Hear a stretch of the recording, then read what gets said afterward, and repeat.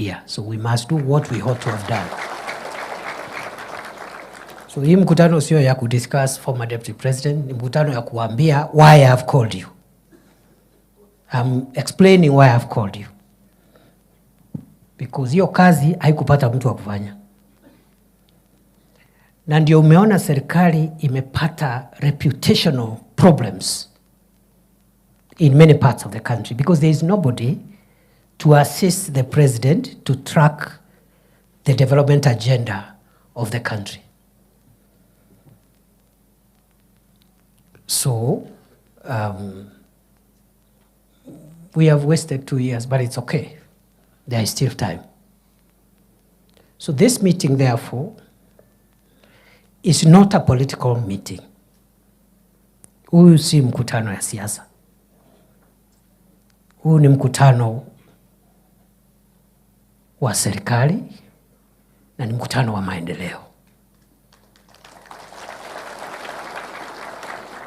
Niseme hivi kwa sababu tuko na viongozi wa siasa hapa, lakini you know they are the leaders we elected, isn't it? So we cannot have a meeting ya serikali, national government, with the people of Tharaka Nithi without the leaders of that county. Okay? But it's not a political meeting. In our presence also we have people aspiring to be leaders. Si ni kweli? Nimeona wengine hapa wanataka kuwa magavana. Kuna wengine wanataka kuwa women reps. Si wako area? Si aspirants wamekuja? Si wasimame tuone kama wako ama hawakuitwa. Kuna wa MP, naona MP aspirants, naona ndio hao MP aspirants, women rep aspirants, wako hapa. There are many, ndio hao. Lakini huu mkutano sio mkutano wa siasa, yani nani atakuwa governor, senator, mbunge, women rep ama MCA. Sawa? So MCA ako hapa as a leader, not as anything else. The aspirants are here as people who are mobilizing, you know, they have intention to vie in another election. So they are also legitimate stakeholders. There is no problem. We can discuss development and leave out the politics to the camps that will emerge automatically when politics set in. Kwa hivyo hiyo sio mkutano ya siasa. Okay? I have also not called this meeting to campaign for President Ruto because there is no election taking place. He is president, isn't it? But time will come when I'll come to campaign for William Ruto during the next election. Not now. Na hiyo sasa ikifika hiyo, ile group itakuwa kwa chama chetu, hiyo ndio group tutasonga naye. Hiyo kwa sababu sasa ni kutafuta kura ya urais. Na ujue kama rais achaguliwi, kuna deputy atachaguliwa hapo. So hiyo itakuwa siasa, but that will be at the tail end. We cannot mix those issues now with the development of our county. Rais mwenyewe umeona wakati wameshindana na mpinzani wake, ule mzee wetu, former prime minister. Very bitter election. But after that, sasa rais ndio anampigia campaign aende Addis Ababa akuwe chairman wa African Union. The biggest campaigner. And that shows you must be careful. Maybe my brothers who are still running for office at our county and other levels. Be careful. Don't behave as if the next election is the beginning and the end of your life. Don't make your relationship with other people so bad that after that you cannot talk. And I'm glad to see some of our former leaders here. Because if they had broken relationships with the rest of us, they would not be here. Sinamna hiyo? Wapigiwe makofi former leaders wote. Yeah. I've also seen our professionals here. I've seen my senior brother, Professor Kithaka Wamberia, a very distinguished son of Kenya. He's from our county. Are there other professors here? Professor Randu Joseph, who for many years was the departmental head at the University of Nairobi, I think is transport or something. He was doing something in geography. You know, these are our biggest assets. So if we politicize these meetings, they will keep away. Because their business is not in deciding who is the MCA, who is whatever, but they have a lot of ideas they can give us to help us benefit as Tharaka Nithi County, as the rest of Kenya benefits from this administration which we voted for. So that is the beauty. This meeting, therefore, is not a political meeting. So if you have come with your supporters, because wambie, today is not the day. Na mukifanya hiyo mambo hapa, tutajiharibia. Na wewe utajiharibia. But tomorrow, when you're doing your campaign, huko nyumbani, you're free to compete. So that's why I call this meeting. I call this meeting because we made very serious commitments. We need to track where we are. And therefore, it is my intention that every year we will convene for purposes of accountability. That at the end of every year, the pressure I want you people now and the rest of Kenya to put on me as Deputy President is to ask me after 1 year, on behalf of President Ruto, can you tell us what his administration has done on roads, energy, water, electricity, you know, all these things, isn't it? Where the president can join us, fine. But as his principal assistant, that's the way I understand my work. My work is to support him so that his administration fulfills its commitments to the people of Kenya. So kuna watu naona saa ingine wanani advice, wananiambia sijui ufanye hivi, sijui ukai kama unapingana na rais. And I'm wondering, is the work of the deputy president to oppose the president? Is that the job description? Wale wanataka kuoppose rais, watoke nje, wajoin Kalonzo, Wajakoya na hiyo timu ingine, waanze kuoppose wakiwa huko nje. There is no problem. But you cannot be a deputy president and sabotaging the same government, or a minister flying a flag and then you are sabotaging the same administration. Not possible. So tafuta na hao wengine, hiyo group ingine, mutupige mkiwa nje, we are ready for you. Na tutawajibu sana saa hii, tutakutana huko mbele. Because all these characters, hakuna mtu hajakuwa kiongozi. Si Kalonzo Musyoka alikuwa vice president? Si ni kama mimi? Yeye alikuwa 5 years under Kibaki. So akifika pale Tharaka Nithi, the people will ask him, when you were vice president, can you give us one project hapa ile ulitusukumia? Because that is the question I expect to be asked by the people of Kitui when President Ruto and myself go to look for votes in Kitui. Yeah, so that's my understanding of my job. I have to support the president. I have to fight for him. I have to assist him and supplement him because he can't be everywhere. Na hii kazi kama hii routine work like this, that is the work of the principal assistant of the president. So that we retain the work of the president to be general vision carrying, the carrying of the national vision and performing high-level presidential events. For example, some of the things we want to unlock in our county. When the roads are unlocked and they are complete, now he comes as president to commission complete projects. Lakini saa hii kwa sababu zimekwama, ni kazi yangu kukwamua. Si namna hiyo? Nitafute mawaziri, nitafute ma-PS, nitafute everybody. Ikikwamuliwa ijengwe, rais anakuja. But it can't be the president coming there to try and unlock projects. Yet he has a cabinet, he has a deputy. That is my understanding of my responsibility. Wale wengine wananiambia sijui pinga rais kama fulani, I think they are addressing the wrong person.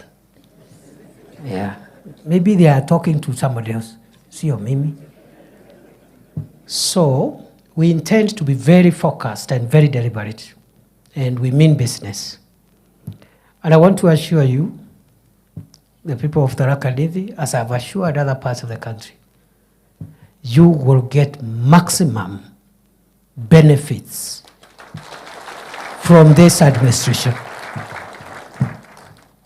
Otherwise, what business do I have to hang around if we will not get maximum benefits?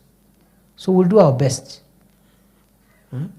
Lakini musiende kudanganywa ati ndio sijui hii county isaidiwe ati the next county must lose.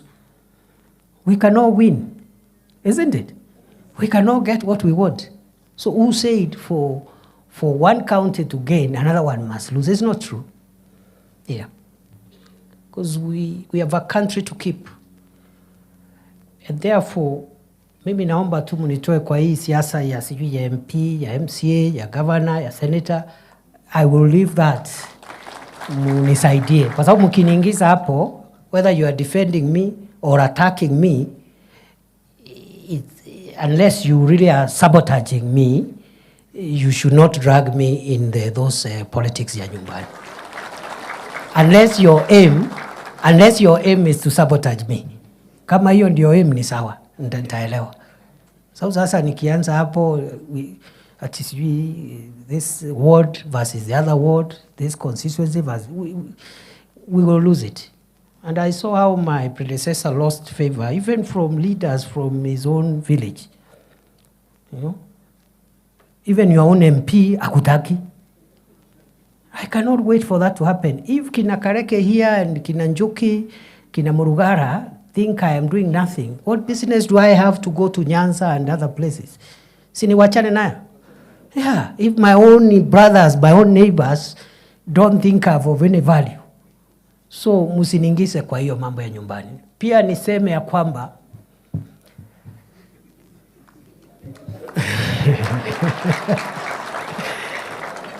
and I mean business. Because you are all my people, you are all my brothers and sisters. I cannot come here and start supporting this one against the other. All of you are running for MP. Of course, all of you will not get the seat. The seat will go with one person. Sindio? So the pressure you should put on me, na sio kwa magazeti, sio kwa mitandao, look for ways. Look for ways. Si muko hapa leo? I have not called you. Nilikupigia simu? Si uko hapa?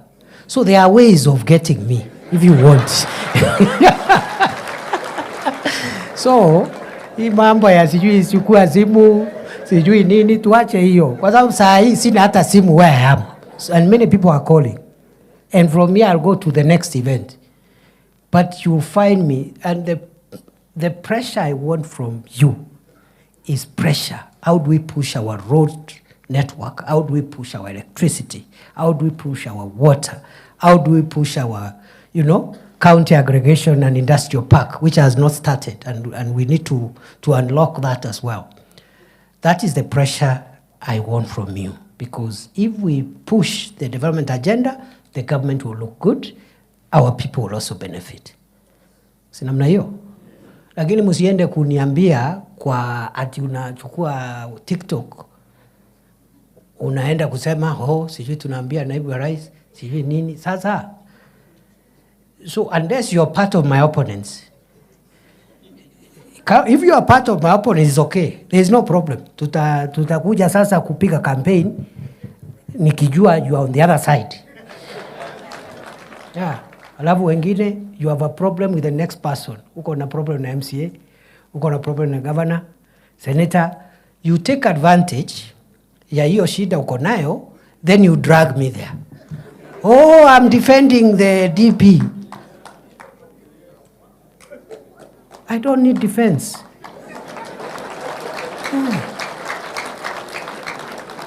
I don't need defense. If the people of Tharaka Nithi think I add no value to their equation of development, I have no business to come there ati mimi ndio hapo Chuka, Marimanti, Chogoria, ati kubembeleza watu. Please, let me look for defense huko mbali. Nyumbani, we will find a way. Sindio? So you take advantage because you are fighting with the next person. Anza kusema mimi na defend naibu wa rais.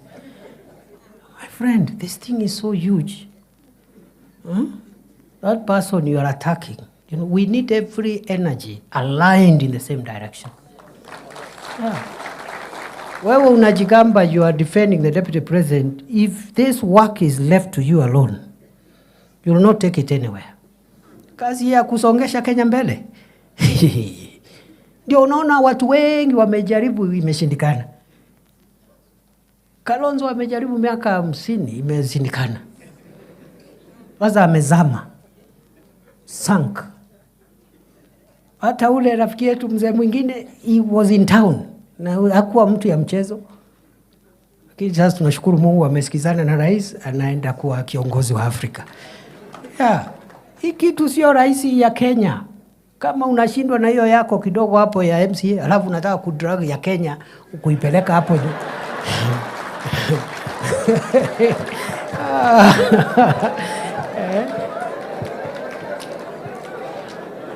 So sikiza.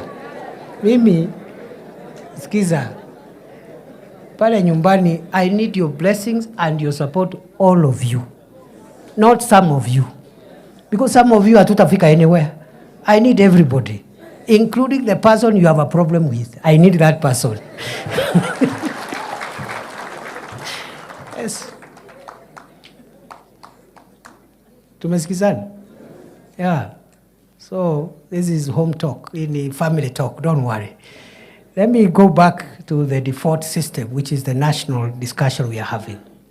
So we have an agenda. This is the government, and I've been I played some role in the Kibaki administration, in the Uhuru administration, in different capacities, and now in the Ruto administration. As far as I'm aware, the first government to do a manifesto was the Kibaki government. But it was never followed up for implementation. Tulichaguliwa, Kibaki akachaguliwa, wale walichaguliwa, there was no implementation. Luckily, Kibaki had a very strong focus on the priorities he had committed to the people. So he succeeded, but there was no monitoring and evaluation, and there was no tracking of progress. And when Kibaki was asking to be re-elected in 2007, nobody asked him, have you delivered what you told us? It was just simple politics. Yeah, Kibaki was a Raila. And 41 against 1. Very dangerous politics. Uhuru came with a manifesto. But we never followed the implementation of that manifesto. And when Uhuru was asking for re-election in 2017, nobody asked him what he had done with the first term. In fact, he came with a new manifesto for the second term. Ile aliita Big Four. Si ni kweli? Yeah.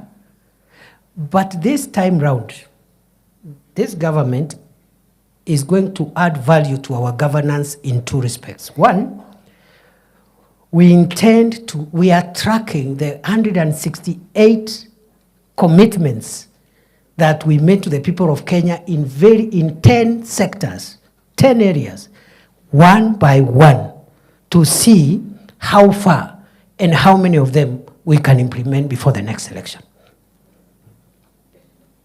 Ndio hiyo manifesto isiwe ni karatasi.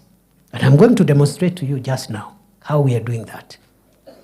Number two, I suspect the next election, more than any other election, this government will be asked, you promised us this, tell us what you've done.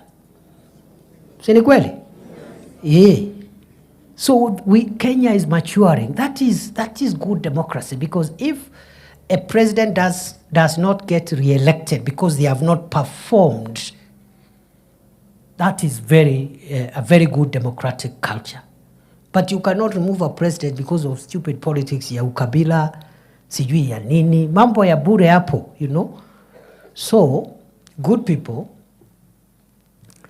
mimi nataka niwaambie, we will do our best. The last 2 years, President Ruto has struggled with very difficult issues, just like President Kibaki when he took over from President Moi. President Kibaki's first term was terrible. It was difficult. He himself was unwell. And some characters around him were the ones running government and making decisions, making very unpopular pronouncements, but Kibaki was very committed. In 2 years, President Kibaki became the most hated and the most unpopular person in Kenya. In 2005, 2 years after his election, the first time, 3 years, he brought a referendum. He was defeated in that referendum. You remember Banana Orange? He was defeated. He dissolved the entire cabinet. He was left with the old man, is it Moody or Worry or something? Yeah. So what is happening around here is something that has happened before. And why President Kibaki and President Ruto? Ask yourself why. It is because any transformative leader who has an idea of what to do about key sectors that define a country's transformation, many times the decisions that leader has to make to transform the country are usually unpopular. They are not popular. Populist leaders make popular decisions. Okay? I'll give you an example. This universal health care that we are focused on implementing is not the invention of Kenya Kwanza. Professor Kithaka and the others, the scholars, will tell you, President Kibaki intended to bring universal health coverage when Charity Ngilo was minister. Aka-introduce the topic, siasa kama hii ikakuja, Kibaki retreated. Ikakufa. President Uhuru had universal health care in his manifesto. I'm part of the team that wrote that manifesto, the first term. Akaona it's very unpopular because you have to increase the levies that you're charging people and so forth. Akaikalia first term. He thought he can introduce it in second term when he's going home because he will not be looking for re-election. So in 2018, Aka announced the Big Four agenda. One of them was universal health coverage. Cecily Kariuki was the minister for health. Siasa ikakuja, Uhuru backtracked. I remember Uhuru asking us, sisi tuko na insurance? Kama watu wamekataa health insurance, sisi tuko na insurance? Alafu akauliza deputy yake that time. I just overheard, nilikuwa area tu, nilikuwa hapo, sikuwa karibu. Nikasikia akauliza deputy yake, we William, si mimi na wewe tuko na nyumba? Hii housing program, kwa sababu housing ilikuwa kwa Big Four ya Uhuru pia, isn't it? Si wewe uko na nyumba na mimi niko na nyumba? Hii manyumba ni ya nini, tuwache? Wakawacha.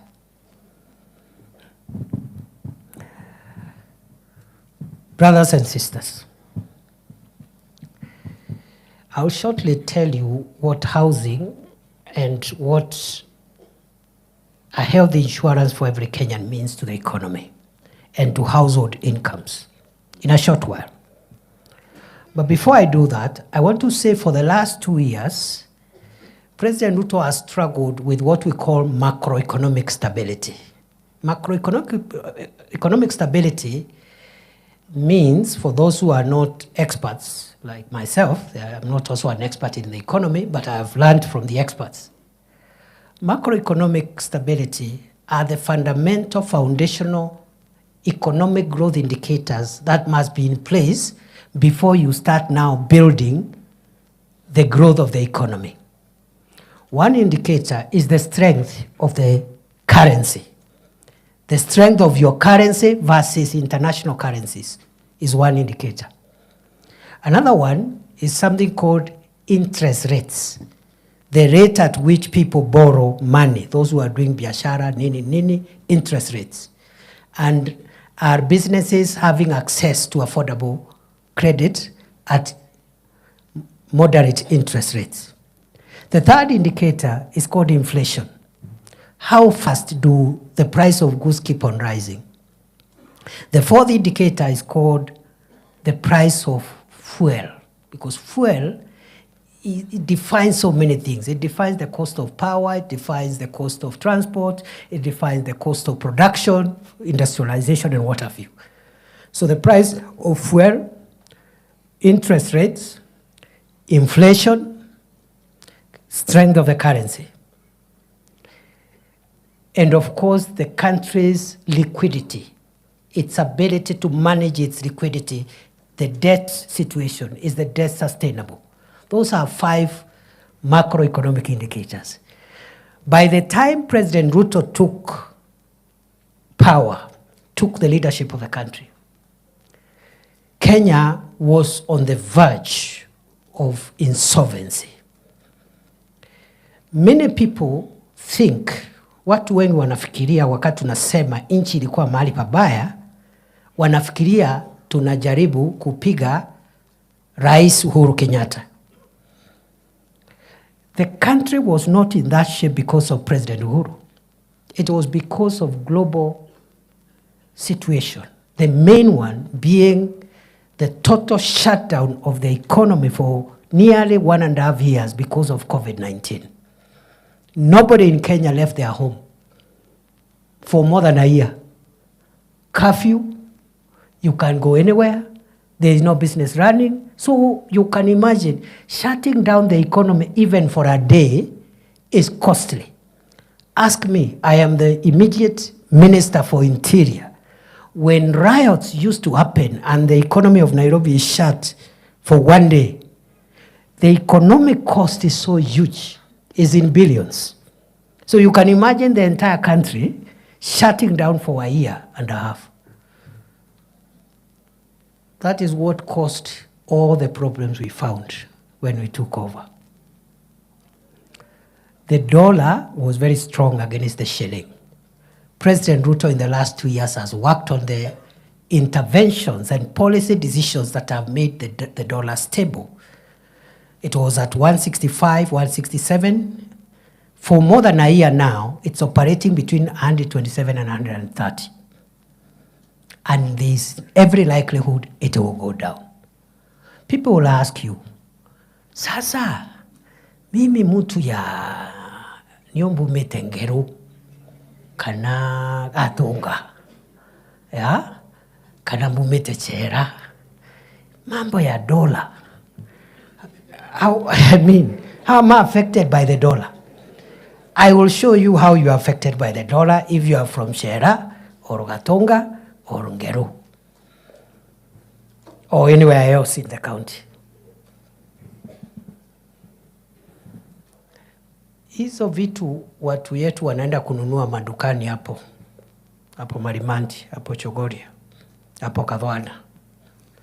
Most of those items are imported from abroad because our manufacturing capacity is very, very small. All the household items, many of them are imported. They are imported in bulk from China, from other countries.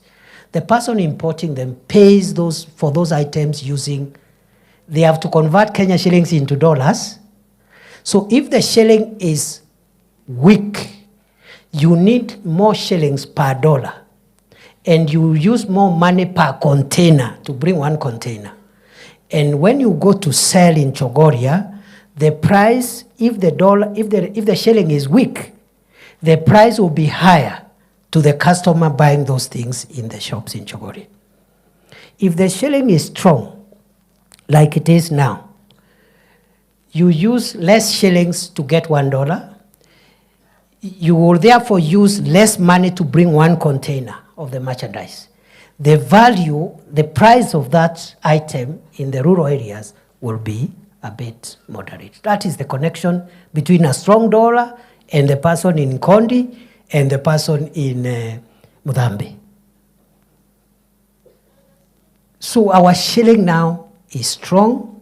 It will become even stronger. Inflation was at 9.6%. Now it is oscillating between 2.7 and 3%. interest rates, the central bank lending rates was, a year ago, was 15.8%. Today, it is 11.25%. It is going to drop the next time central bank meets in the monthly policy review meeting. Meaning, again, people will ask, what is the connection between interest rates and an ordinary person doing some juakali business in Chuka Town, okay, in Chakariga, or even in Magutuni? Interest rates. This is it. That when interest rates are high, as they have been, banks don't lend businesses any money. They lend government because government is broke, the interest is very high, so they buy what we call government paper. They give government money to run the country. So businesses don't if you try getting a loan, if you have a small business, Apple, the interest rate is so high to discourage you because there is already a market of 16, 17%, 15%, they can give credit to government. If the government rate, the central bank rating rate, now which is low, banks will be forced to give affordable credit to as many businesses as possible, including small businesses in our rural places. That is what happened in the Kibaki time. That's why many businesses grew in Kibaki time, because banks were literally hawking loans. Bank loans in the working places, forcing people, literally begging people to take loans. But because of high interest rates, banks stopped dealing with poor small businesses, and because they are lending government. So there's a connection. For 2 years, President Ruto has struggled with macroeconomic stability, interest rates, the strength of the shilling, inflation, and also the price of fuel, which was at 217, now it's about 160 something. And it will come down, it will continue coming down. What President Ruto has done in 2 years, it took Kibaki 5 years. Because the first time, Kibaki was so unpopular because he was trying to reverse the Moi economy, the macroeconomic indicators for the Moi economy. Remember, growth, economic growth, by the time Moi was leaving, was negative 0.1%. By the time 2007, end of first term of Kibaki, growth was 7.1%. But you see, people don't eat growth. They don't, so they were asking, yeah, Kibaki, you're telling us GDP and growth and interest rate, but we can't see anything. The same questions the people of Kenya are asking today. But the macroeconomic environment must be built first. There is no economics. You cannot deal with the microeconomic issues unless you tackle interest rates, strength of the currency, da da da da da. It took Kibaki 5 years. It has taken William Ruto 2 years. And in these 2 years, 1 year, he had a very, very, very disruptive opposition from outside. The second year, he had a terrible opposition from inside his government. Yet, he has brought the kind of impact that I have told you at the macro level. Now, what remains now the next 2 years is to work on what is music to our ears. Household incomes, job creation, microeconomic transformation of real sectors where our people derive their livelihood from. The Pesa Mfukoni agenda. The problem is that we said we will do ABCD and bring Pesa Mfukoni in 5 years, because that is the constitutional term. But on day one, you have a dishonest internal opposition inciting the public why a 5-year program should have been done in a year. And we are talking about a country recovering and a world recovering from a terrible post-COVID economy. It's not possible. And you know that lie has sold, because lying is cheap, And lying is popular. And lying doesn't require any sophistication. You don't have to be a leader to lie. Anybody can incite the public. True or false? Menya kirinde getasensia kirinde no kira kya Musa. People don't hear things like wait or we are doing. They don't want. They want now. Where is the money in the pocket? So what some cheap leaders do, first they take advantage of the way human beings are wired to complain. You know, human beings are wired to complain, and we always want instant. That's how we are created. Hata watoto wanasema nataka mkate saa hii. Mtoto anasema I want bread now. Ukimwambia I have to send the house help to the kiosk, anasema now, mommy, now. I'm hungry now. So that's how human beings are wired. That's why the Israelites gave Moses a hard time in the desert. Because they are being told there is a land of milk and honey, but they can't see it. They can only see the desert. They are seeing the environment around them there. So what incomplete leaders do, they take advantage of those sentiments and they start now spinning, you see. Nothing is happening. There is nothing. Muliahidiwa, which is okay for somebody outside government. But we cannot do it ourselves. This team is the one that created this government. True or false? Tharaka Nithi vote for this government was one of the highest in Kenya, percentage-wise. Isn't it? So this is our government. This is our government, my friend. The people who never voted for this government are very few. Alafu, because of these challenges I've explained, mtu anakuja anawambia pana, tutoke kwa hii serikali, tuachane nayo, mwaka imeisha, mwaka mbili imeisha. But 5 years are not all over. Yeah, 5 years are not over. Even building a house, you have to dig downwards first before you start building upwards, isn't it?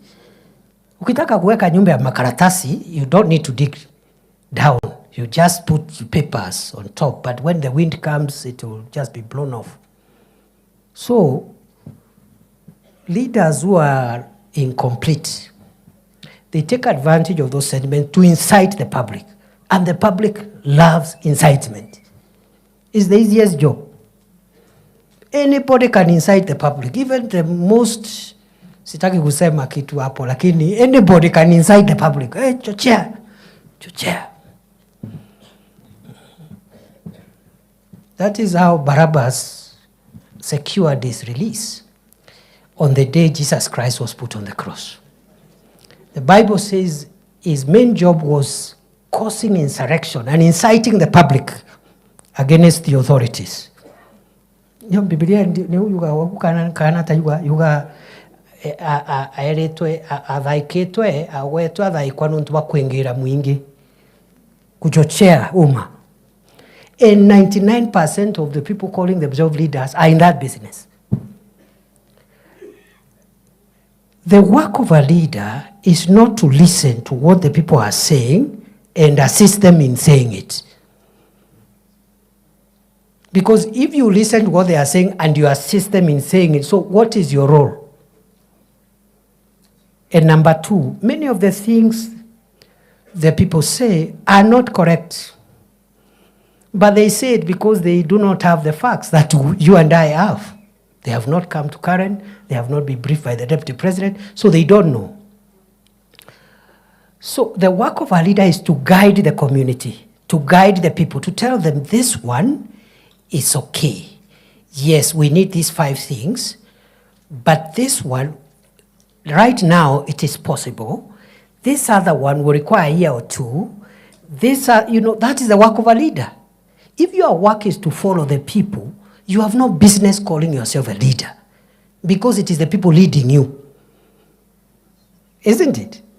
So who is leading the other? Yeah. So I expect you as opinion shapers, as leaders, to lead. And leading means you explain. You help people to see a picture they didn't have.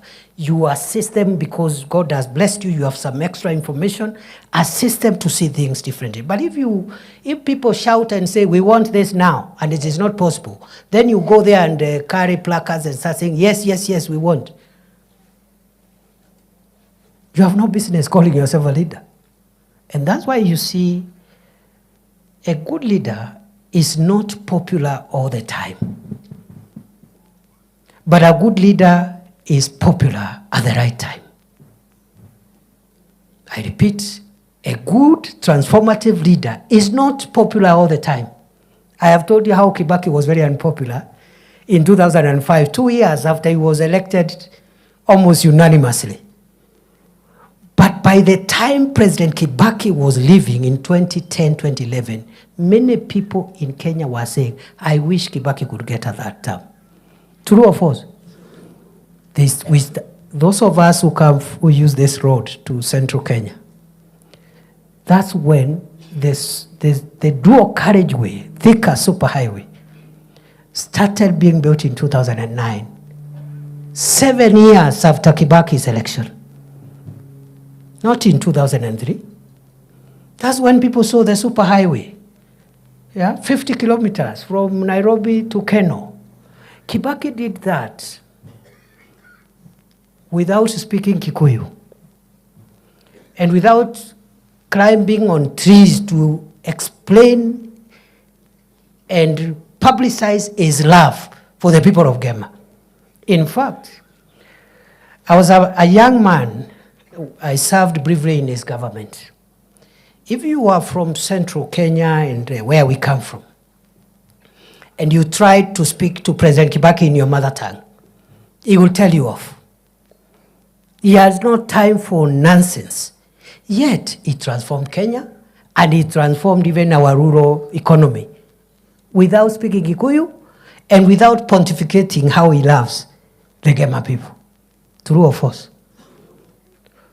President Uhuru, who also appeared, also came from our region generally, also did wonderful programs. And I've just given Thika Superhighway for Kibaki. Kibaki did many things across Kenya. But it doesn't mean if you do across Kenya, you'll not do where you come from. You can do at home and away. Yeah. Usidanganywa ati for you can only succeed if you do things where you come from and ignore everybody else. Because again, you'll not have a country. President Uhuru, you know, for me, at the last 2 years of his administration, we had political differences with President Uhuru when he chased me away without giving me a reason. I even asked him to explain, because it's not so much about the job. I was not keen on the job. In fact, that break gave me a bit of time to reorganize my personal issues, which had gone haywire because of my, I'm such a passionate person. I get committed to public service. So some private issues ilikuwa imeharibika. Nilitengeneza wakati Uhuru alinifukuza. Sasa niko sawa. Nilitengeneza zile miaka 2 Uhuru alinifukuza, hapo ndio nilijipanga mambo yangu ya nyumbani hapo. Unaona fence imeanguka, unarekebisha fence because you are not available. Fence imeanguka when you are serving the public. So President Uhuru, I had problems with him, political problems, the last 2 years after he chased me away without giving me a reason. So I told President Uhuru, it is okay, I am going to leave because I see you have made a decision. But please, tell the people of Tharaka Nithi and their Meru people and the people of Kenya, tell them, what is this big sin that this son of Tharaka Nithi has done? Ndio wajue, nimeiba? Am I corrupt? Have I insubordinated? What have I done? So, hakunijibu, tukakosana kidogo. But to his credit, President Uhuru is the one who started the Dongokundu bypass in Mombasa, which we've just completed. We found it at the tail end as Kenya Kwanza. President Uhuru, for us locally now, okay? Because you need examples away and local. For us, the highway Kibaki left in Keno, he took it to Marwa. Isn't it? Isn't it? Sio ni kusonga. Hata sisi, hata kama iendi the way we wanted, iende, but still our journey is shorter today. Mpaka pale makutano. True or false? Without speaking Kikuyu, without preaching to us every day how he loves Gema. Yeah? So I'm wondering, these other people who say they love us, they have never convened one single county, including the county they come from, to discuss development ya hiyo county.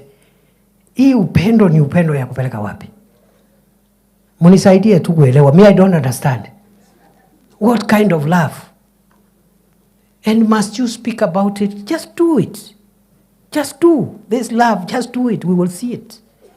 So today, I have called you to tell you that this administration, having laid the foundation, the economic foundation, that would have even taken longer. Okay? Kwa sababu kama bei ya unga 2 kilos ni 250 na inaongezeka by 10 shillings every week, you have to put money in subsidizing production to have enough maize so that if you have enough maize, you don't import anything, the price of maize flour will come down. That is what President Ruto was doing for the last 2 years. That is what has made unga to come from 250 to 120, around there, 110. Wearing sufurias on the head could not have changed. And the people wearing sufurias on the head, they had their time. Some were vice president. Everybody. Even some of the people I saw the other day, I don't know, saying things, they were also in government, they were ministers, water ministers, I don't know what. So, mimi nilikuwa interior minister Makambili, nilisukumana na 3 things. And I didn't know I would leave after 2 years. In fact, I thought best case scenario, I'll be there for 5 years. I thought so. Sikujua nitakaa 2 years. But there was a problem in the north, ile banditry. There was a place in Lamu here, the Boni Enclave, where we have many people, including immigrant communities, even from Tharaka Nithi. They are doing agriculture in Lamu there. Terrorists were butchering them every day. So there was terror, there was banditry, na mambo ya passport. And today, now that I'm no longer in interior, if somebody asks me what I did as interior minister, I may not have done 10 things, but I'll quote the 3 things that I achieved. Isn't it? So, kwa sababu wakati wa siasa itafika, wale tutashindana nao, including my brother who was here, he was deputy president for 2 years. 2 years, deputy president. He will tell us also, as deputy president, what he did for all the counties of Kenya, including Tharaka Nithi. Mimi nimesema annually, every year, I will be giving my account. So yeye atasema, wakati alikuwa deputy president, he pushed this road, he pushed this project, he pushed this dam for us. Then hapo tutashindana mambo ya maendeleo. So it's going to be very rough. Watu wasifikirie, it's going to be so rough, my friend. Very rough. It's not going to be easy. You cannot come to incite people at barriers. Mtu amefiwa na loved one, unakuleta vijana hapo kupiga kelele. Sijui kwa wedding. Ama musician ametengeneza event, it's not even your event. Wewe unaundadia hapo, unakuja kuleta kisirani. And that habit is dangerous habit. Our area where I was born, this area, general area central, we are not known for violence. Those behaviors were elsewhere. For the first time, and I'm speaking as the immediate interior minister, I was so downcast to see people burning each other's property in Karatina, in Embu, for the first time. People who know each other. unajua ile duka ni ya fulani, supermarket ya nani, he has employed 20 children from here, unaenda unachoma. Dangerous politics driven by poor leadership. And I have not said leaders should not listen. Listen and look for solutions. Not to listen and follow the crowd and incite them into anarchy, violence. Today, Kisumu, Kondele used to be the most volatile political town and area in Kenya, where people were burning each other's property and you disrupt transport. Today, the headquarters is in Embu. Hapo Embu kuna kijana amekaa hapo, ati ni mjanja sana, ni maarufu sana hapo, anasanya vijana hapo ya kufunga barabara. Your own parents are passing by there going to hospital.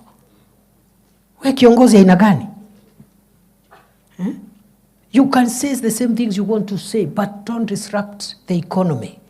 Don't shut down the economy. Don't inconvenience innocent people who have nothing to do with politics. So it's not going to be easy. Nimeona kuna watu wanajipiga kifua, sijui vile watasema, sijui vile watafanya. They have no landing ground. It will be so rough. It will be rough. Ala, sasa niulize, ile siasa nilikuwa nafanya hili kidogo, nilikuwa senator ile, sikuwa na chochote, sikuwa na kiti ya serikali, sikuwa kwa executive. I had to go and beg other people, oh nisaidie barabara, oh nisaidie. Now I don't have to beg. Yeah. Alafu naniambia we go and start opposing President Ruto hapa. There is only one person who can countermand me in Kenya. Only one. The whole country, by the grace of God, na maombi yenu. Only one person. One. From the executive, judiciary, legislature, 2 levels of government, everywhere, the whole country, God by His grace and your prayers, only one person can overturn my decision. Sio ni baraka? So we should make use of it to assist our county, to assist Kenya. Yeah. So, wale wanategea ati yani, na sasa governor, my brother, bro, and these other brothers and sisters hapa, tukue serious bro.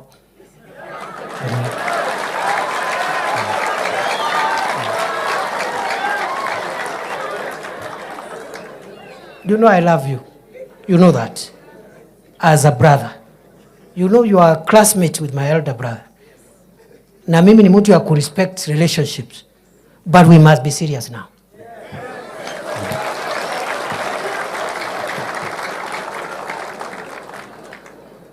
I met with my sister Cess, the governor of Embu, who is also my sister and somebody I love and somebody we've walked a long journey together, politically. Kamwambia sasa wacha nikuongeleshe my sister, not as the deputy president of Kenya. Wacha nikuongelesha kama ndugu yako and your age mate. And you will do nothing about what I'm going to tell you. Amuliza governor, how is it possible? You're the national chairman of UDA. You are a UDA governor and the national chairman of the ruling party.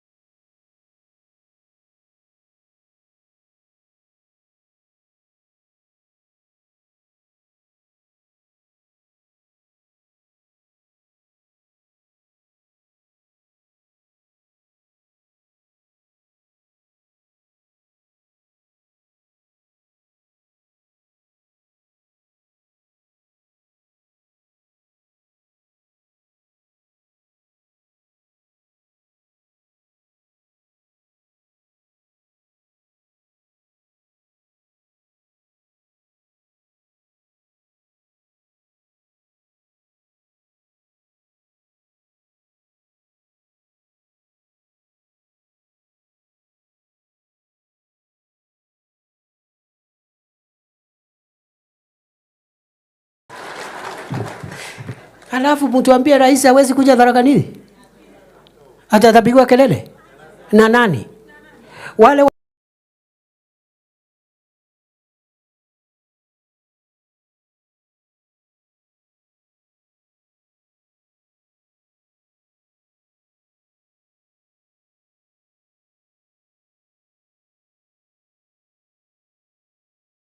mezama ya tusidanganyane ya. So muniambie kama tukimaliza kuna mambo tunataka ku-unblock hapa na pale.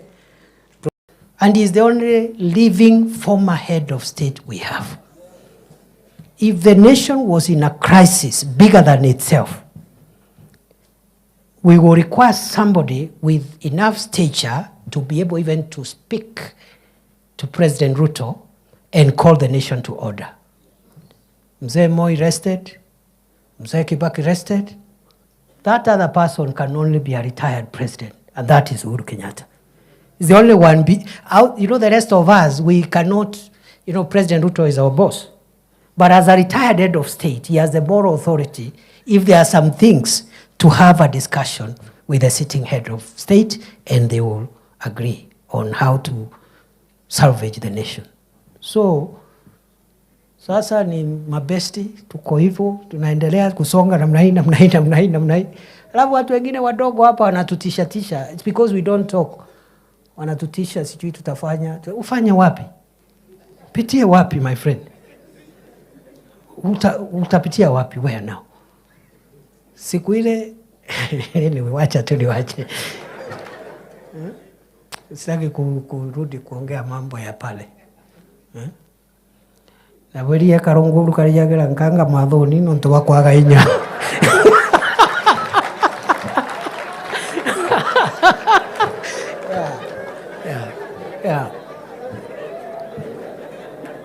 Wale wameelewa waeleze wale wengine.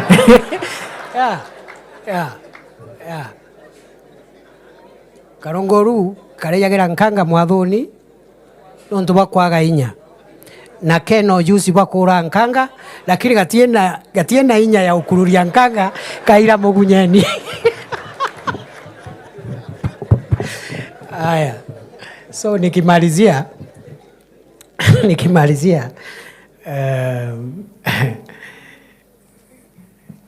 what are we doing now? Hapo Tharaka Nithi, we know we have stalled projects. We don't have to repeat it here. I'm the one who launched all those projects. The only senator in Kenya who launched projects. That time, now, and maybe in the future. Na ungeona watu walikuwa wananisukuma hapo, wananipigia kelele hapo. The only senator, show me another one.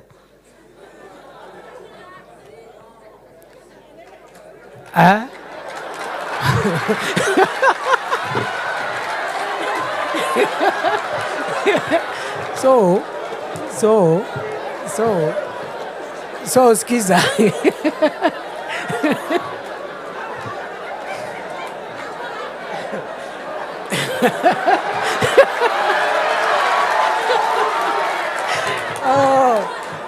Lakini kidogo musipige Senator Kataya sana, kwa sababu even during my time when I was a senator for Tharaka Nithi, we had 47 elected senators of other counties. Siembu tulikuwa na Ndwiga, Meru tulikuwa na Kiraitu Murungi. Show me one project initiated by any of them as senators anywhere. After I left Senate, because I served for 2 terms, even now, one senator, including our own senator, hakuna. Even the Senate that will come, most likely there will be none. Nilikuwa na jaribu maujuzi hivi. Lakini sasa Mungu ametusaidia, sasa tuko sawa. Sisi ndio sasa tuko pale.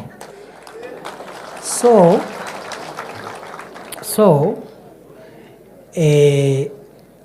I know all those road projects. we are going to revive and complete all of them.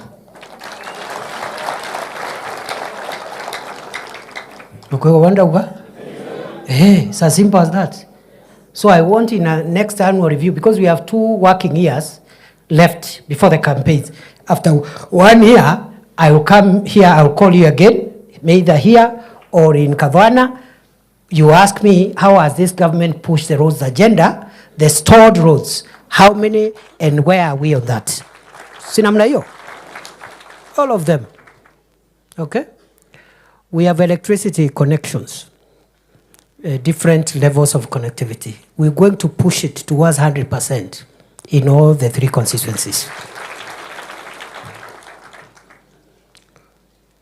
We are building, you know, what the work that remains now is now building the house upwards. And it has, and this will be my conclusion, it has 7 aspects. 1, it is revitalization of the sectors of the economy where the majority of the people of Kenya derive their livelihood from. Tunataka tubadilishe na tuongeze mapato katika sekta za uchumi ambazo wananchi wengi katika Jamhuri ya Kenya wanatoa mapato yao ya kila siku. Na hiyo ni katika sekta ya kilimo, ufugaji, masuala ya uvuvi for the western and coastal areas, and the blue economy and mining. That is what we call the real sector. 80% of the people of Kenya derive their household incomes from agriculture, livestock production, fisheries, blue economy, and fisheries. Already. If you do that, you'll have touched 80+% of the people of Kenya, especially at the grassroots. Hapa Tharaka Nithi, we know the value chains, where most of our people get their daily bread from. It is in tea, coffee, dairy, dengu, and the cereals. It's around there, isn't it? Those are the sectors we are investing. And also in introducing other value chains like cotton, which are dyed and so forth and so on. Because when you touch these sectors and the returns we get from them increase, you touch households. You touch every home. Every home where they were getting 10,000 per year, okay? 10,000 per year is like 1,000 per month. They start getting 100,000 per year, which is like 10,000 a month. It looks more to you because you have money. But the ripple effect in the economy is tremendous. That is what we call bottom-up economic transformation. Revitalizing sectors where the majority of the people of Kenya derive their livelihoods. We have our value chains, we are working on them. And I'll give my accountability statement in due course. The second thing we are doing is to put in place the support infrastructure to help these value chains bring in more wealth and more incomes to the people. What do I mean? For us to transform agriculture, livestock, fisheries, and the blue economy sectors, and mining, we need good roads, road infrastructure. That is a support infrastructure. Power, electricity. Then we have what we call county aggregation and industrial parks, because we have to move to value addition. And Governor, we need to have a conversation. We see how we can support you to expedite the Tharaka Nithi County Aggregation and Industrial Park. Hiyo ndio kazi ya Deputy President. Kama kuna KAIP Tharaka Nithi, anatatua. The next county, anatatua. The other county, anatatua. Sio kungojea rais. Kazi yangu ni kureport progress. Alafu ikikamilika, rais akuja afungue. Sina mna hiyo? So, we are building roads. Support infrastructure is roads, it is electricity, it is the county aggregation and industrial parks. In some counties, regions, we have special economic zones, which are part of that infrastructure. We are also building markets. so that you have dignified places where trade can take place, and an aggregation and value addition center, so that we stop selling raw materials. We add value. And some of the value addition required is very small. Kama ni ndengu, if you just sort the ndengu and just make sure that you remain with the best, then you package nicely in 2 kilogram or 1 kilogram pack, and you brand it as a product of Tharaka Nithi. That is already value addition. It will improve the price significantly, other than using mukebwa kembo to pour the ndengu, and some of it is rotten, some of it, the price will just shoot up. That is what supermarkets do. They will buy it at 70 shillings, they go sort it, they package it, they put it in the shelf, and they sell at 200 shillings. What have they done? Sorting, packaging, and branding. Total of that value addition is less than 5 shillings. They bought at 70. But the presentation is so good. So when Professor Kithaka goes to the supermarket, when he's coming from the university, he will buy that at 200 shillings. But the fellow selling it at Nkondi sold it for 70. The supermarket has gotten twice the value. Supermarket hana shamba, halimi, havuni, ako papo anangojea mkulima wa Nkondi tu alime, alafu he is getting twice what the farmer is getting. These things look like abstract, but that's how you transform a community. That's how you transform a country. And as I said, transformative actions are not popular, because people want the things they can see now. Later on, when these things start realizing, that's when people say, oh, President Ruto had a point.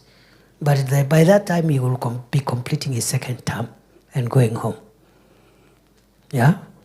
As they say, before you realize your father was right, you already have a son who thinks you're wrong. Sinamna hiyo? And for the ladies, before you realize your mother was right, you already have a daughter who thinks you're wrong. Nakuanga hivyo. So it's okay, we are not looking for popularity. The time for popularity will come, and we'll canvass popularity politics at the right time. The third thing we are doing is investing in the housing program. People don't understand the housing program. The housing program sorts out many things. One, it increases the Human Development Index of Kenya. One of the reasons why some countries are top among the rich countries of the world is the quality of dwellings, houses that their people live in. Singapore, for example, is the most developed country in the world. It is 99% of the citizens of Singapore are home owners. Almost everybody. And when the president, the visionary leader of that country, started that program about 40 years ago, he was almost impeached. Exactly what we are doing 40 years later is what Singapore did 40 years ago. He was almost impeached. Oh, we have houses. Tuko na nyumba. Cheap thinking. You don't understand economics. Kila mtu ako na nyumba. So, even introduce compulsory savings. Mandatory by law in Singapore. You must save. It is your money. Kama hii NSSF tumeongeza. NSSF is money for the retiree. But we force you to save so that you have enough package to go home, so that you don't retire and die the following day, because after 40 years, you have accumulated so little. So the housing program is helping us in the Human Development Index. Kenya's growth and development will rise. The housing project is helping us absorb some youths who are idle for the next 2, 3, 4 years. Don't ask us what they will do after that. By that time, we'll have another program. So between staying idle in the markets and heckling leaders and being busy in a construction site for the next 2, 3 years, which one is better? And better keep them busy. They earn every day. So by the time they finish that project or that program, we'll have made other interventions for them. And the people who are opposing the housing project have jobs and they have houses. It is also helping us to resuscitate the construction sector, cement, steel, sand, all those things that go into construction. That industry, the construction industry, will be revived because of that involvement. Number 4, we are, because macroeconomic stability, then you have revitalization of critical sectors where we get our livelihood from. Then there's the housing program. And then number 4, it is jobs. It's jobs. And I don't have time to say what we are doing right now and going forward on job creation, but we must reduce the number of our jobless youths. We have no option. We are doing it through temporary jobs in some of the programs, like the Affordable Housing Program, and also in the Climate Works Program, which we are now going to roll out. We have Nairobi now engaged 20,000 youths. We will double it to 40,000 youths. We want every county to be a center for climate works, similar to what used to be called Kazi Mtaani, at least to keep our young people busy for the time being as we work on the long-term interventions. But we are also encouraging our young people who are young and educated, who cannot get the jobs we are providing. If they get jobs abroad, let them go and work, invest at home, save. When they want to come back after 5-10 years, they can always come back. There are people saying we are doing labor export. We are not exporting Kenyans. We are just doing what is known as labor mobility. The same way, many children were born in Tharaka Nithi, but they work in Mombasa today. They go home after 3 months or 6 months or at the end of the year. They are still children and sons and daughters of Tharaka Nithi, but they work in Mombasa, isn't it? What is the difference if the person is working in Dubai, the one who doesn't have the job in Mombasa? There's no problem. In fact, the person in Dubai, when they are coming home, will reach Tharaka Nithi before the person coming from Mombasa reaches Tharaka Nithi. Because it's under 5 hours to Jomo Kenyatta and 2 hours there. Huyu mwingine akikalia barabara kutoka hapo Kilindini, kufika Nairobi 8 hours. Na amechoka. Another transfer, another 3-4 hours. Tafika the following day. So in a modern world, between keeping our youths idle and getting them jobs anywhere, we would rather get them jobs wherever we get a job. They invest, they save, they are always welcome to come back home. So tunasema we have programs for kazi kwa ground, kazi mtandaoni na kazi majuu. We are also creating ICT jobs. Hiyo ndio kazi mtandaoni. ICT, through the ICT hubs, digital jobs, content creators, and the creative economy. So we have that job agenda, which we are pushing extremely hard to make sure that we need. So I'm left with 2 last ones, that is health and education. All the 5 I have mentioned are in the economic sector. The 2 last priorities for this government are in the social sector. One is health. SHA is not working, SHA is not working, SHA is not working. Before 2022, the National Hospital Insurance Fund, NHIF, covered only 9 million Kenyans, adults and children, including the secondary school children, 9 million, through EduAfya.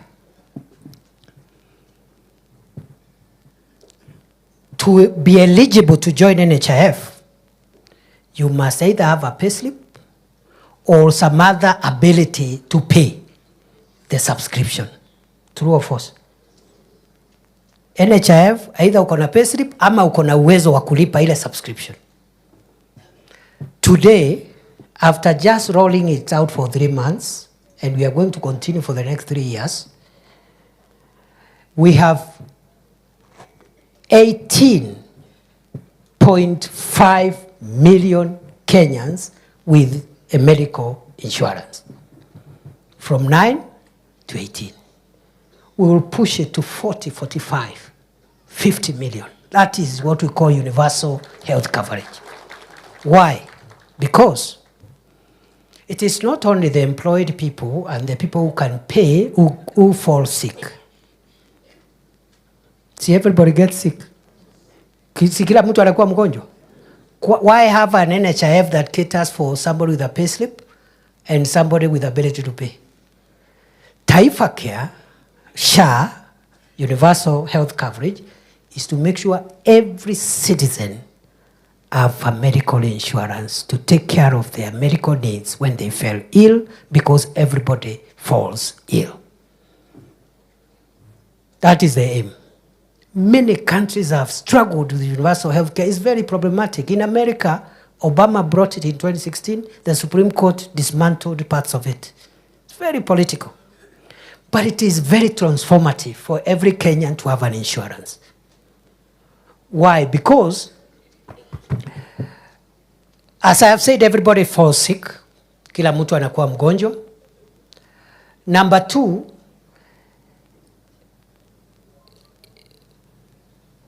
for us to ensure that every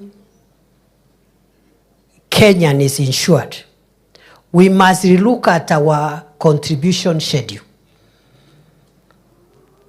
Taka tusikizane vizuri, ndio nyinyi sasa ndio mnaenda kuwa mabalozi kule mashinani.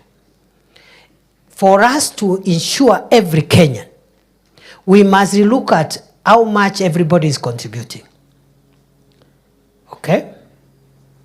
As Deputy President, as a Senator, as members of Parliament, Governor, everybody, the top contributor was being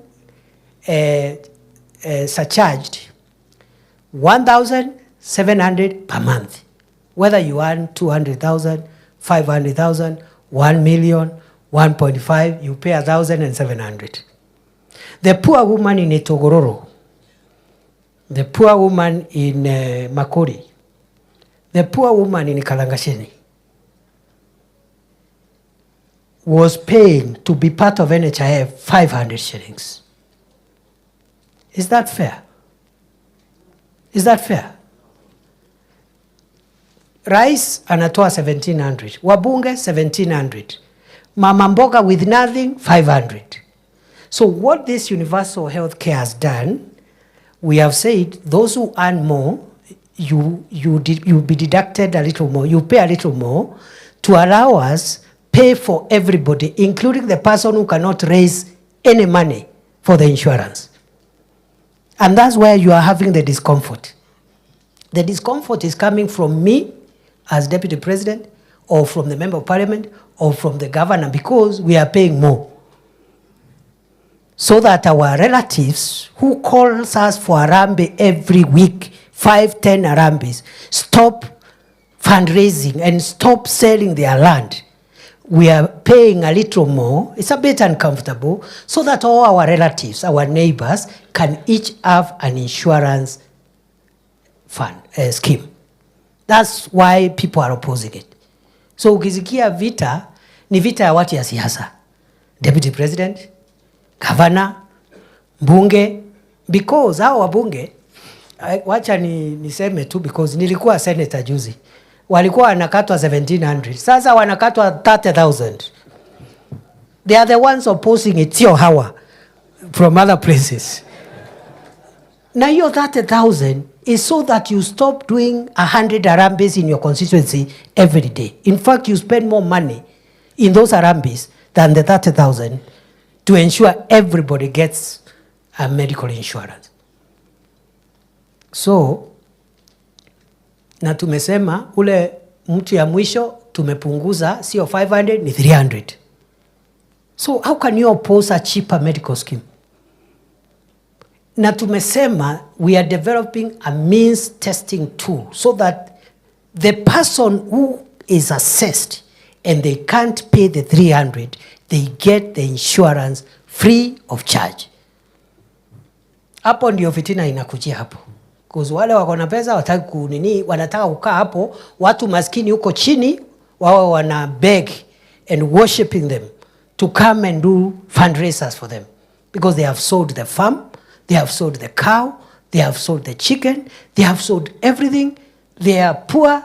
The last resort, Mheshimiwa DP kuja tuchangie Harambee.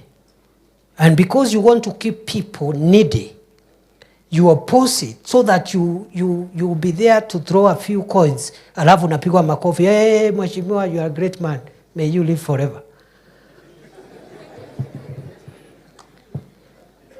Okay? It took the courage of President Obama to get Obamacare in America. Although the Supreme Court amended it a bit, it is what is serving America today. And we thank God Obama became president before the current president, because I don't think it would have sailed through under the current administration. So, President Kibaki, brilliant son of Kenya, tried to bring universal health coverage. Politics stood on the way. And he was advised by the characters around it, let us be popular. Sisi tuko na insurance. Acha watu wafanye mambo yao. President Ruto, or President Uhuru, before I come to President Ruto, well-meaning, well-intentioned, introduced housing, introduced universal health care. Politics came through. He pulled back. Good people, this time round, we are not pulling back.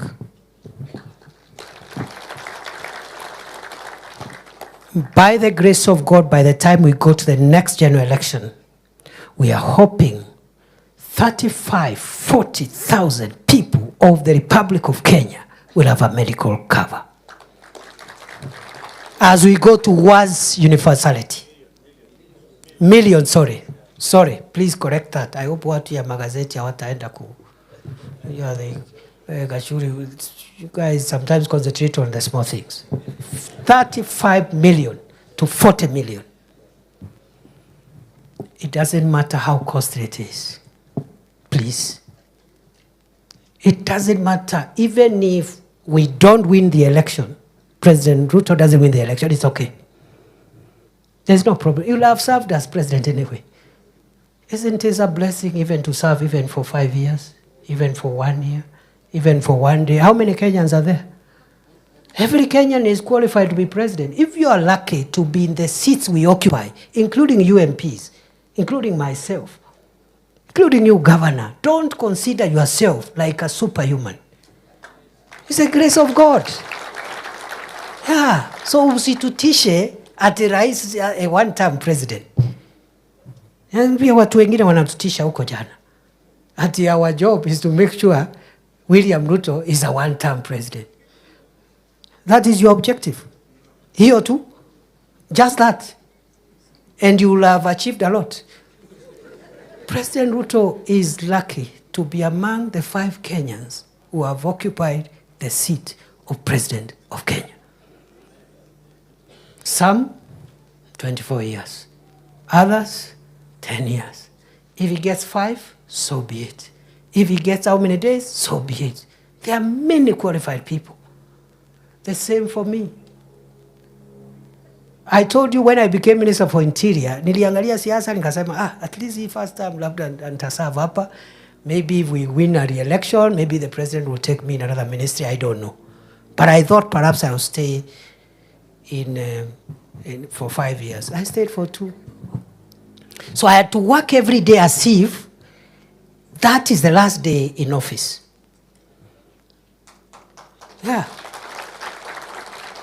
Mimi nimekuwa naibu wa rais. Today is the 89th day in office. I am working as if this is it. Hakuna siku ingine ni tu. That's how I'm working, because you don't know. We live and work by the grace of God. There was somebody in this office. Today he's not here. Now he's giving us ultimatum from funerals. How he will make William Ruto a one-term president. As if that is an achievement. William Ruto's objective is not to serve for 2 terms.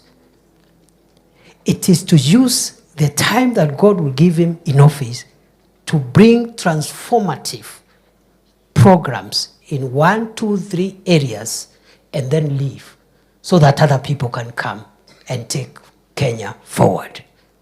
As his principal assistant, that is my objective too, to support him. So msikuja kututisha na one time, my friend. Mimi kwanza nimekuwa DP 89 days ni mingi. Yeah, nikitoka nitakuwa nimekuwa deputy president. Listi kisomo hata mimi nitakuwa hapo. Unatishwa na mambo kidogo hapa, sijui 2027 who will be the running mate, mambo ya upuzi. Useless. Na greed, that's what greed does to leaders. Yeah. Ile nyama inakujonga ni ile iko kwa sahani. Yeah. You get something and the next thing you're there scheming, I don't know doing what, harassing everybody. My friend, nani alikuambia hata tutakuwa ile? You don't know, so please. So sisi tuko focus. Na kama unatutisha na one time, tafuta another threat. Even one time is okay. Yeah, it's no problem. But the issue is, after that one term, what will he say? If William Ruto will say, at the end of my first term, I have moved the people insured with a health card from 9 million to 40 million, he will be a successful Kenyan. Sindio? Yeah, so sisi tuko hapo. Then we also want to do educational reforms because education is what runs the entire country. It's the software that runs the country. And we have issues. The CBC had some issues when we were campaigning. Many parents were saying, scrap CBC. So we had to do some adjustment. And I'm grateful to the scholars and the people who were in the Presidential Working Party. They have relooked at some of the proposals. CBC now is fairly getting steady. But we have issues with the university funding model. Many universities were almost becoming bankrupt. We came with a new model. There are some more issues in court. We are even adjusting for the September intake to take on board the suggestions that have been given. If you talk to many vice chancellors today, they will tell you this current proposal from Kenya Kwanza is more stable to the university than what we used to have before. There are some gaps. We are adjusting those gaps. The same with health. There are some gaps in Taifa Care, but we are adjusting those gaps along the way. And let me tell you, good people, it is better to have an imperfect health coverage for every Kenyan than no coverage at all. Sinamna hiyo? If every Kenyan has a card, maybe as insurance, maybe it is not perfect. Because all human enterprises are not perfect. But that's a better conversation, how we can perfect it, than millions of our people begging alms, literally begging. And their leaders spending their entire whatever they have. Some even go into their businesses to fund medical harambes. So, the reason we are focused on Taifa Care, housing, reviving these sectors, I have said, macroeconomic stability, support infrastructure. The reason is because they will transform Kenya. They will make Kenya better than we found it 2 years ago. Many more people will have bearable living conditions than they were when we took over. Even the process we suffer popularity consequences, so be it. I conclude by saying, sasa nyinyi mnatoka Tharaka Nithi.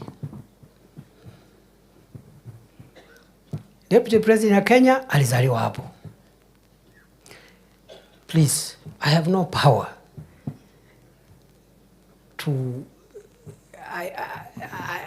whatever you decide is within your power. Maybe elsewhere I have some power, I have some leverage, but at home I have no power. Because you are my neighbors, you are my relatives. So you decide. Nyinyi mu decide. You decide Mimi I cannot come there now ati campaign center yangu ni Marimandi.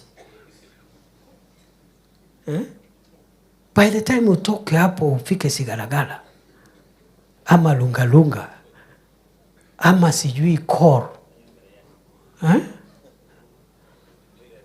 So nyinyi mimi naomba kwa heshima munisaidie. Muniombee jameni. Muniombee. Muombe rais. Muombe rais and don't be cheated by anybody. What is the alternative? Kalonzo and Wajakoya? Ati serikali tulitafuta kwa jasho miaka mingi. Mimi I've been around President Ruto for 18 years. All my youth have been around that man. Today is the president. He is the only man between me and the whole country. Then I start sabotaging him. Ati nianze kumchimba? Takuwa mchinga wa mwisho. So we will do whatever it takes. Mimi naomba tu kwa heshima because you know I can't sasa kina Kithoka au ni watu ya nyumbani, kina Gaturo, umeona hapa, ni watu ya home. Naona watu ya home hapa kina Anita. Sasa sitaki tukuje tusukumane hapo nyumbani please. Please, sitaki. And also be careful what you say, especially the things you put on social media. Because the whole country now is watching you. If you speak thinking you are an MCA, nobody knows you. The fact that you are an MCA from Tharaka Nithi, the whole country wants to hear what is the MCA from Tharaka Nithi saying. Sinamna hiyo?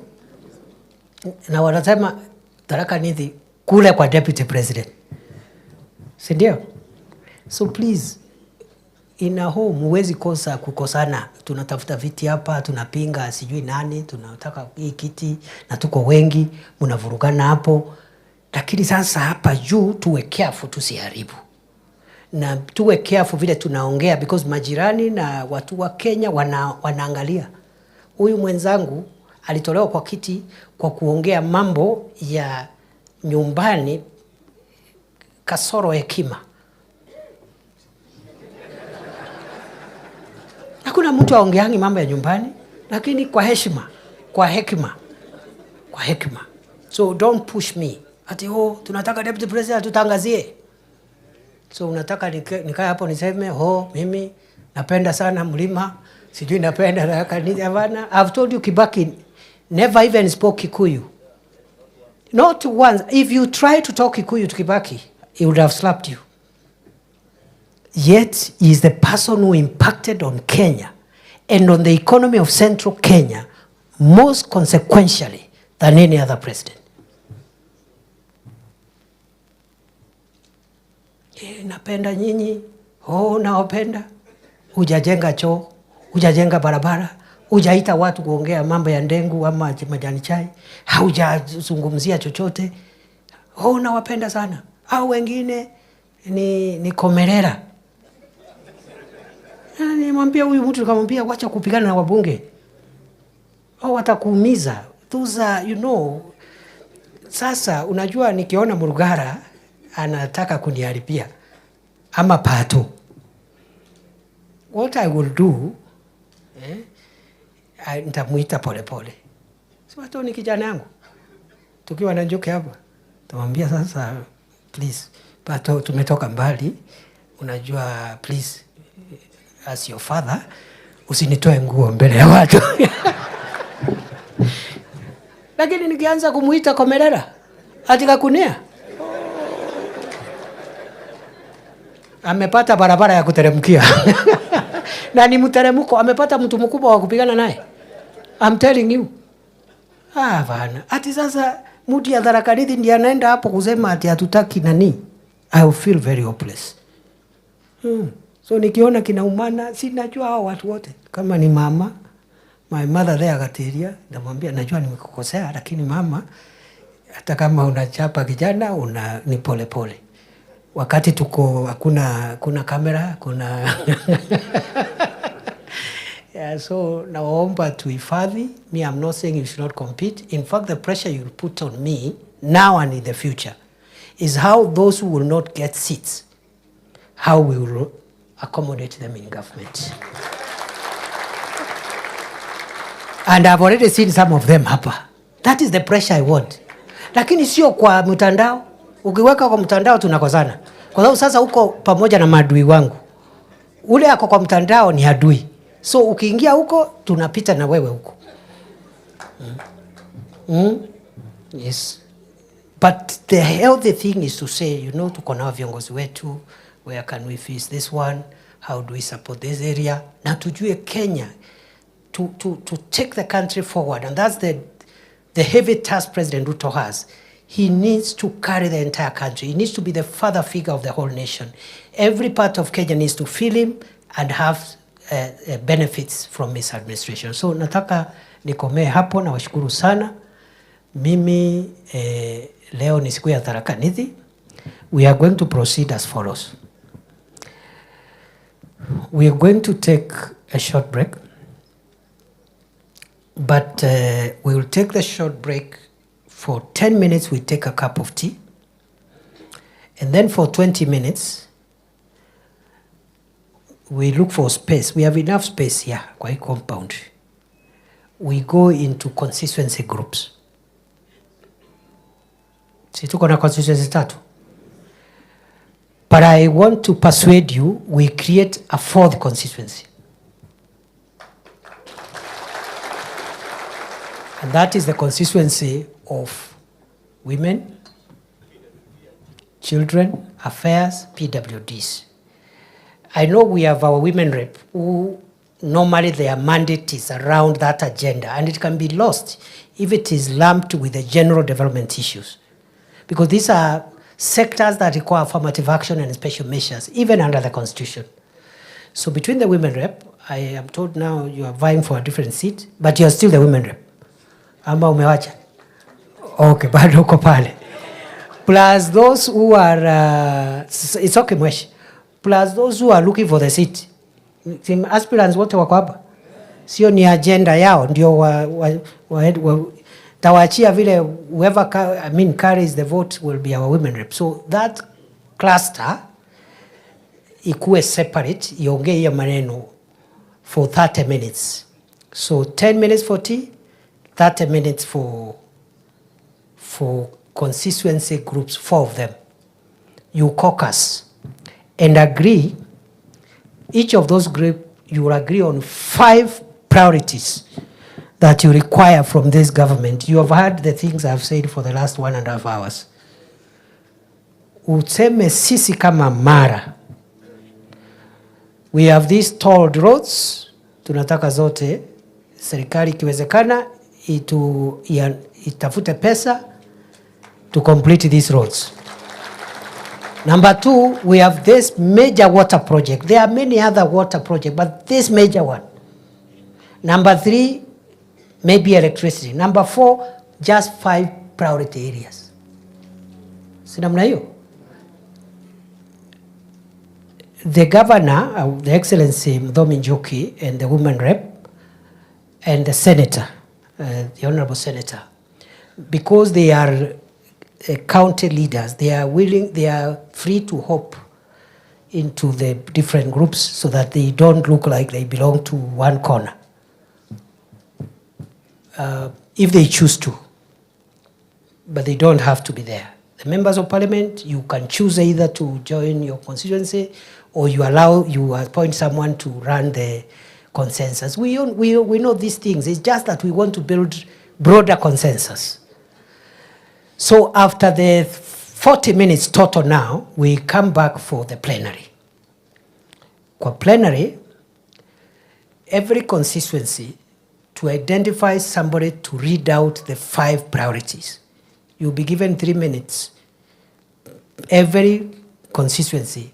And I suggest it should not be the member of parliament reading. Mutafute mtu mwingine hapo, ndiye hata yeye awe ndiye ana address deputy president. Mimi nitaketi pale na notebook. So mmoja akuja hapa kwa Chuka Gamba Ng'ombe, wa Tharaka akuja hapa, wa Mara akuja hapa, wa those special interest group akuja hapa. After that, And don't give speeches. Just say we agreed for our 5 priorities are 1, 2, 3, 4. 3 minutes you sit down. Hakuna haja hata ya protocols. So you already established the protocols. Sema tu ongea, just talk. And then after that, we will, because today is not a political day, it's not a day to talk. It was a day for me to tell you what I expect from you and what you should expect from me. Isn't it? After we report those in those groups, we will make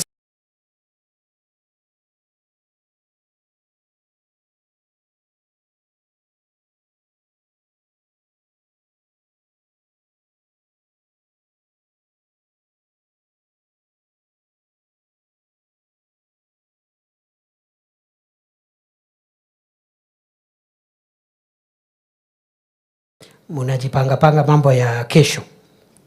This is not the place. So on behalf of the MCAs, the speaker utasema tu jambo, but not as an aspirant for Chuka Ikamba Ng'ombe.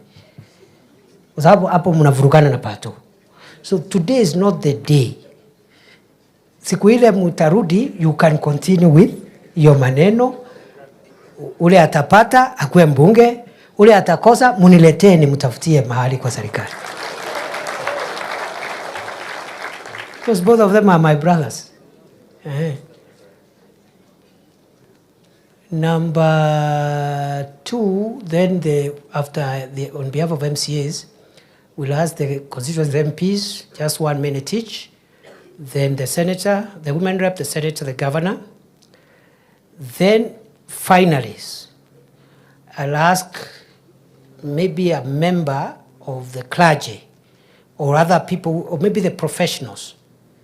One professional to come and give us 2, 3 sentences, because again today we'll have a meeting with professionals alone, because your input cannot be transacted in a 5 minute whatever. So the professionals can agree, one of them, and then the clergy, the clergy will come and close for us with the blessings, with a prayer, and after that we will go for lunch. After the lunch, maybe before we go for lunch, we will remain here. Maybe the leaders will retreat, we all remain here, so that you'll be given the logistical information of how you'll go home.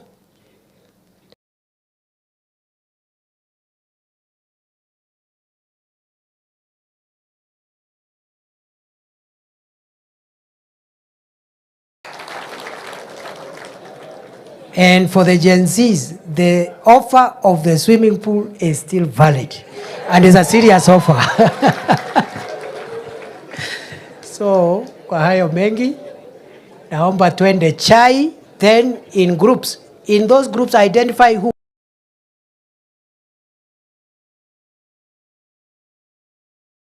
Tonight, President Trump testing the limits of his power. The White House ordering a pause on multiple forms of federal financial assistance. The chaos and confusion in Washington and the swift backlash, including lawsuits. A federal judge late tonight delaying the start date. Plus, President Trump's new buyout offer for all federal employees. ICE roundups in New York City. The new Homeland Security Secretary there as undocumented immigrants are arrested, including, she says, a ringleader of a violent gang.